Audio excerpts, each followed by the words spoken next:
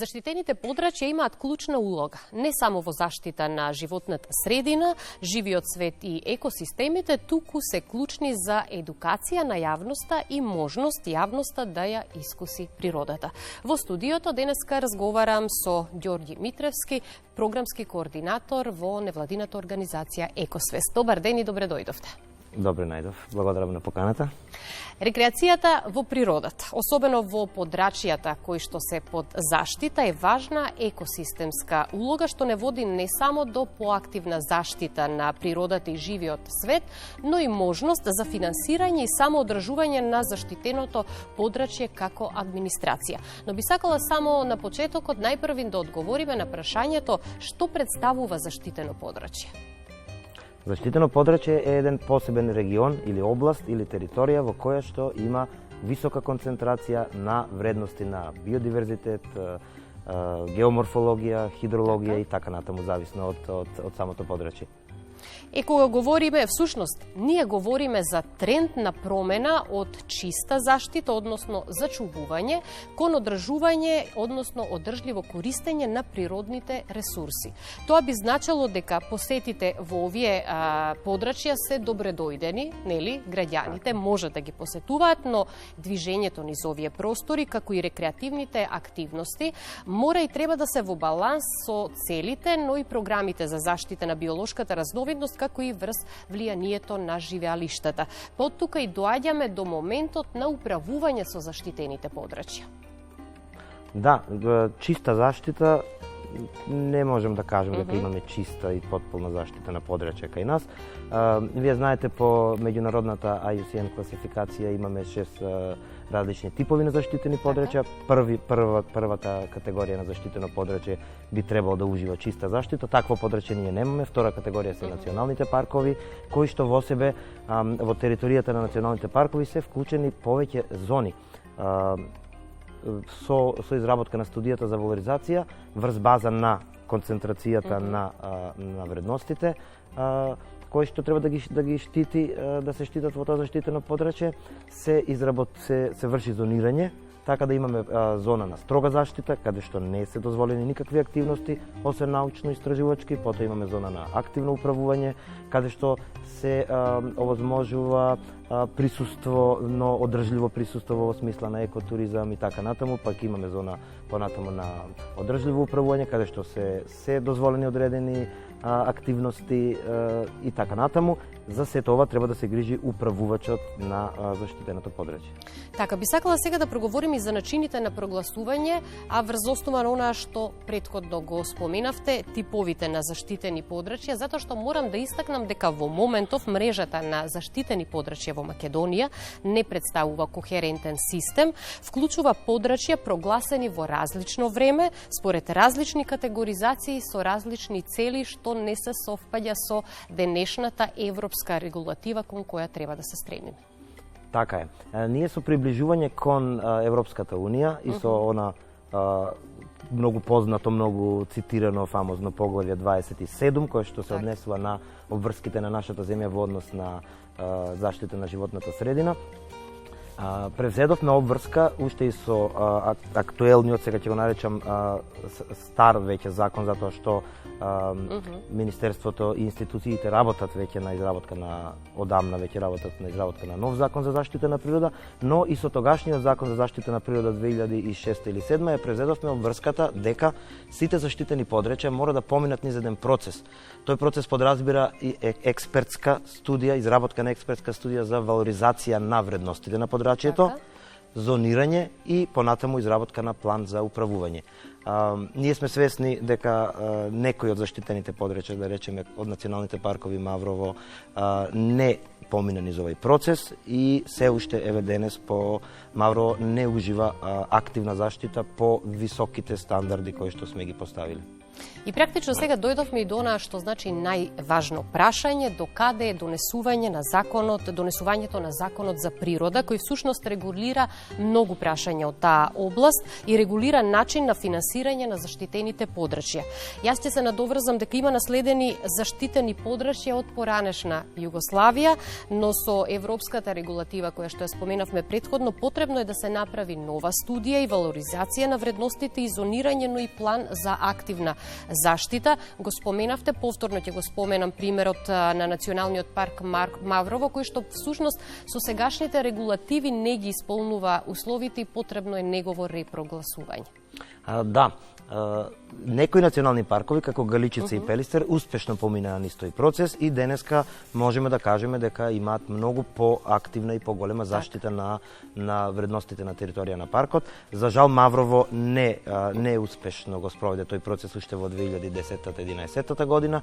Ние пред 2 години во соработка со уште неколку граѓански организации и меѓународни донаторски организации, секако и во соработка со Министерството и другите институции, успеавме да го покренеме тој процес одново. Во моментов сме во фаза во која студијата за ревалоризација на вредностите на Маврово е завршена и треба да започне изработката на планот за управување со заштитеното подрачје. Се надеваме дека овој пат тој процес успешно ќе се заврши и Маврово ќе може да се вброи во листата. Знаете, тој е нашиот најголем и најстар национален парк, така да очекуваме дека успешно ќе помине низ овој процес.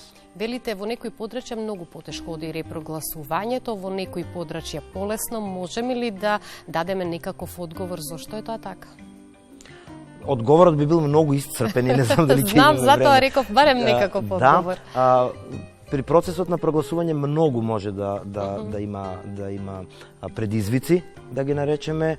Предизвици се од планот на управување за кој што може да има различни идеи, па се до комуникацијата на институцијата која што е управувач со локалната организација, со локалните заедници, да кажем, кои што живеат на територијата на паркот, така да предизвици може да има многу и тие сите треба да се надминат во една добра комуникација и во една активност која што треба да е ускладена, се од аспект на заштита на вредностите. Едно од подрачјата каде што полесно ви оди овој процес на прогласување на заштитено подрачје е Демиркапија и затоа би сакала и да ни кажете малку подетално докаде е постапката за прогласување на Демиркаписката клисура за заштитено подрачје преку иницијативата за репрогласување на Демиркаписка клисура, но и реките Дошница и Бошавица за заштитени подрачје и пред се што ќе се добие со тоа.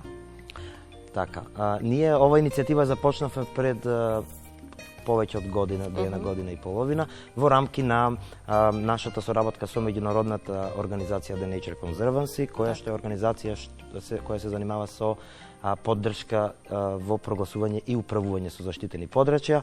Во соработка со оваа организација започнавме оваа иницијатива, која што беше одлично примена од локалната самоуправа. Ние многу дискутиравме со Советот на општината, со градоначалникот, со сите институции, со граѓаните, организациите локални и така натаму, и исто така нормално внимателно и детално ја искомунициравме оваа иницијатива со Министерството, кое што без чие што партнерство не можеме да го спроведеме овој процес.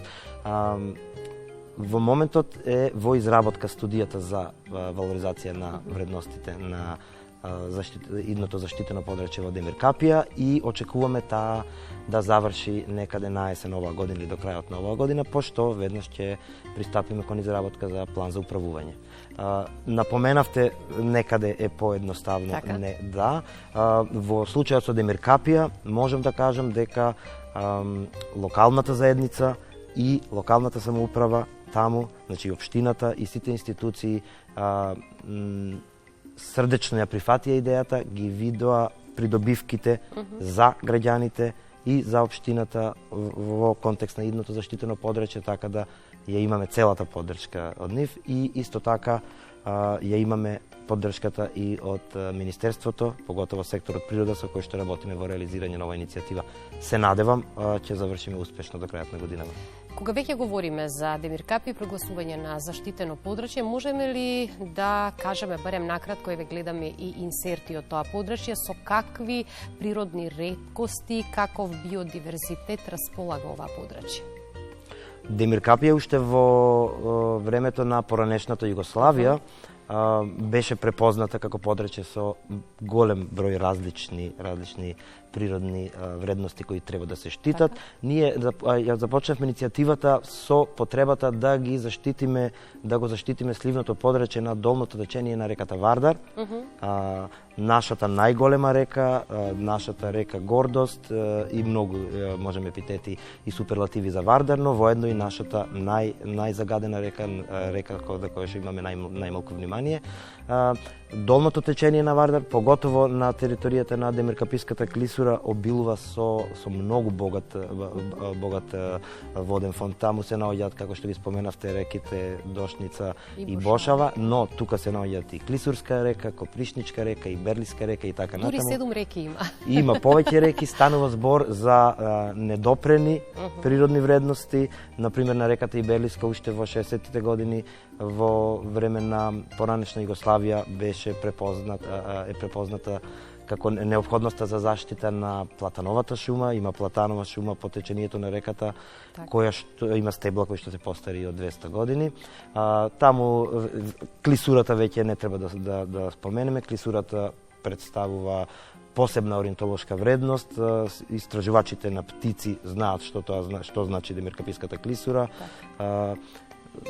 Долина на кактусите, каде што има еден специфичен амбиент кој што илустрира влезот на медитеранската клима во Македонија и така натаму.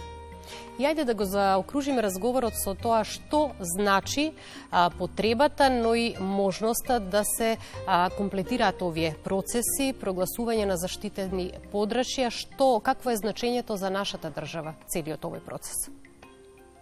Значењето е очигледно. Колку поголема територија од државата имаме заштитена, значи дека имаме повеќе заштитени шуми, повеќе живеалишта за сите форми на биодиверзитет, така да ние всушност имаме превземена и обврска кон Европската унија да го зголемиме процентот на територија со заштитени подрачја. За сега имаме околу 13% од нашата територија како заштитено подрачје. Морам да напоменам дека самото прогласување на заштитено подрачје, еве и овие 13%, не значи вистински активна заштита. Тоа е мал процент, нели? Мал процент е, но не толку мал. Има земји во регионот кои што имаат и многу помал процент на заштитено подрачје. Нас она што посебно не интересира не само прогласување на заштитеното подрачје, ние видовме примери и во нашата земја, но и примери во регионот каде што самото прогласување на заштитено подрачје не значи автоматски заштита. За остварување на активна заштита, навистина е неопходно да се изработи функционален план за управување, да се определи управувач. Во контекст на национални паркови, управувачко тело мора да биде установа, која што ќе биде основена од владата, но за останатите категории, од трета, четврта или петта категорија, управувач може да биде и општината, може да биде и граѓанска организација и така натаму. Многу е битно да се направи, значи, активен план на управување, да се определи управувач и да се заштитата активно да се извршува. Тоа значи ренџерска служба, значи почитување на правилата и така натаму. И токму со ова организирано управување со прогласените заштитени подрачја би можело многу да се допринесе за развој на државата во смисол да се дадат нови можности за развој на туризмот и привлекување повеќе туристи кои што ќе можат да ги посетуваат овие природни убавини на Македонија, но истовремено да ги покажеме, да ги представиме, но и да ги заштитиме. Да, планинскиот туризам, екотуризмот е голема перспектива за нашата земја. 73% од територијата на Македонија е во планини. Така да самиот тој факт покажува доволно. Истражувајте и понатаму, зголемете го процентот на заштитени подрачја кои што ќе бидат прогласени во нашата држава и да продолжиме да се гордееме со тоа што го имаме како природна реткост. Ви благодарам. Ви благодарам многу за гостувањето. Ние продолжуваме понатаму.